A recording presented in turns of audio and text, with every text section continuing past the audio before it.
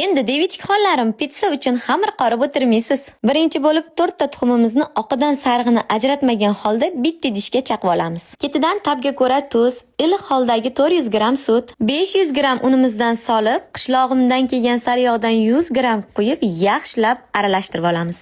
Ketidan o'zimiz yaxshi ko'rgan kolbasalarimizni qo'shib, ustidan pomidor bolgarskilarimizni to'kib, xohishga qarab xohlagan ko'katlarimizdan ozroq qo'shib, yaxshilab aralashtirib olamiz.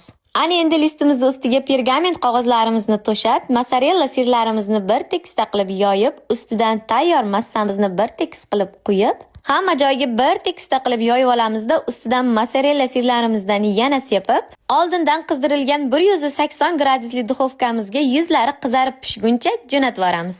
Voh voh, buni qaranglar, ko'rinishini o'z ishtahani ochadi-ya, mazasini yo'q, gapirmasa ham bo'ladi. Musofirchilikda yurgan men bilan bitta havodan nafas olaturgan devichik xonlarim, kelinglar mehmonga. Ana endi baho beringlar-chi, yoqsa kommentariyaga 5, yoqmasa 2 qo'yib ketaverasizlar, xafa bo'lish yo'q. Tez-tez ko'rishib turishlik uchun like bosib, podpiska qilishni unutmanglar. Men bilan zerikmaysiz, ishonmasangiz profilimga o'tib ko'rarsiz.